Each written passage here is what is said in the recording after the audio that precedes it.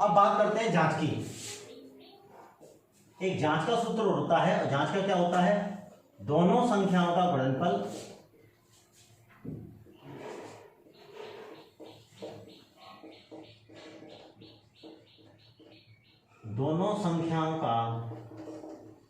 गुणनफल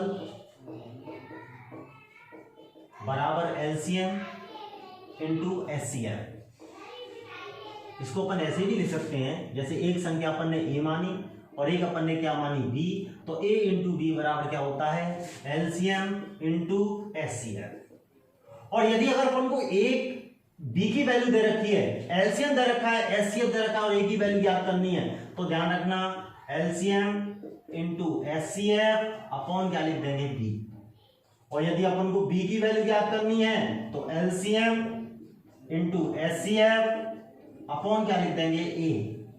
और यदि हमारे पास पहली एक संख्या दे रखी है, दो संख्या दे रखी है और एलसीएम दे रखा है और एचसीएफ ज्ञात करना है, तो एचसीएफ का सूत्र क्या बनेगा, पहली संख्या इंटू दूसरी संख्या बटे क्या लिख देंगे अपन, एलसीएम। और यदि एलसीएम ज्ञात करना है तो बराबर पहली संख्या इंटू दूसरी संख्या बटे एचसीएफ। तो ध्यान रखना, जांच करने का सूत्र क्या होता है, दोनों संख्याओं का गुणनफल अगर एलसीएम और एचसीएफ के बराबर आता है तो आपका सवाल सही है, अगर नहीं आया तो गलत है। अगर आपको जैसे अगर पहली संख्या दूसरी संख्या दे रखी है और एलसीएम और एचसीएफ दे रखा है और आपको पहली संख्या याद करनी है, तो ध्यान रखना एलसीएम इंटू एचसीएफ बटे दूसरी संख्या, और दूसरी संख्या याद करनी है तो नीचे पहली संख्या आ जाएगी। एचसीएफ याद करना है तो ए इंटू बी था पहली संख्या इंटू दूसरी संख्या बटे क्या लिख देंगे, एलसीएम। और यदि एलसीएम याद करना है तो पहली संख्या इंटू दूसरी संख्या बटे क्या लिख देंगे, एचसीएफ। ये चीज का आपको ध्यान रखना है, ये फॉर्मूले बहुत काम आते हैं।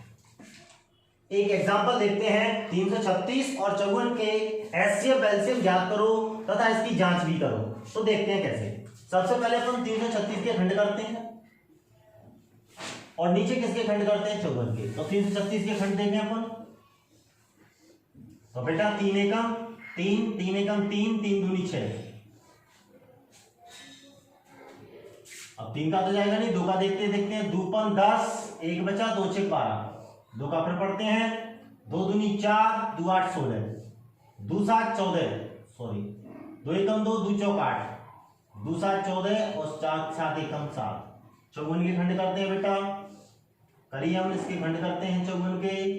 तो 2 से कटेगा 27, 3 नाम 27, 3 तरका 9, 3 एकम 3। चलो सर 36, 336 के खंड क्या होंगे, देखो 1 2 3 4, 2 की घात 4 इंटू 3 इंटू 7। 54 के खंड क्या होंगे, 2 इंटू 3 की घात 3। सबसे पहले क्या निकालते हैं, 54 व 336 का महत्तम समापवर्तक। मैंने बताया था न्यूनतम सबसे छोटी छोटी घात 2 की घात 4 है, यहाँ पर 2 है, सबसे छोटी घात कौन सी है, 2।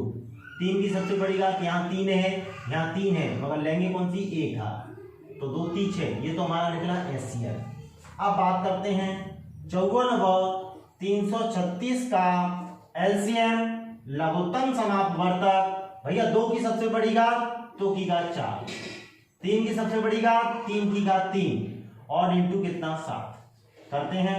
2 दूनी 4, 4 दूनी 8, 8 दूनी 16, 3 का घन कितना होता है 27 इंटू कितना 7, गुणा कर लेते हैं इसका। 7 का गुणा 27 से करते हैं तो 7 7 49, हाथ से लगी 2 सॉरी 4, 749 की 9 हाथ से लगी 4, 7 दूनी 14, 14 4 कितने होते हैं 18, 189, 16 नंबर 144, हाथ से लगी 14 और 16 थे 128, 128 में 14 जोड़ देंगे,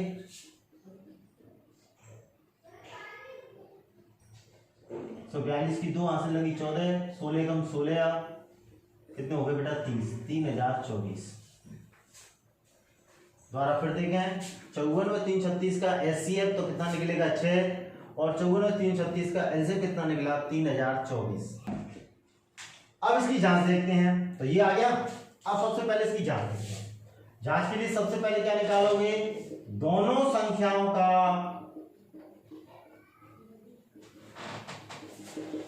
गुणनफल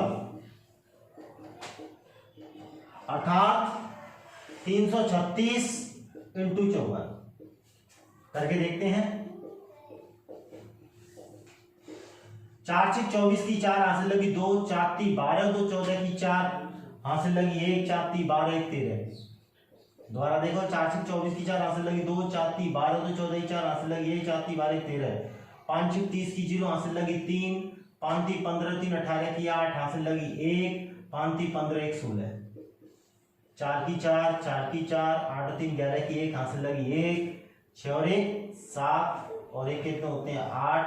ये आ जाएगा 18,144।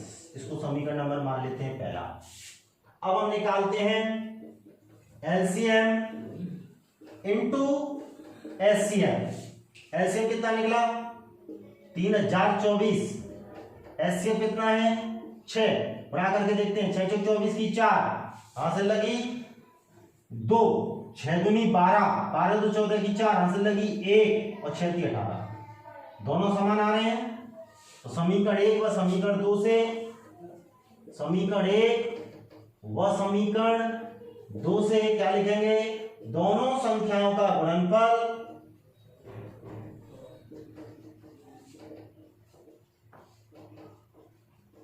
बराबर एलसीएम इंटू एचसीएफ बराबर 18,144। ये इसे करना है। दोबारा फिर देख लेते हैं। सबसे पहले 336 चौगुन का अपन ने क्या निकाला, एचसीएफ कितना निकला 6, फिर एलसीएम कितना निकला 3024। हमको इसकी क्या करनी है जांच।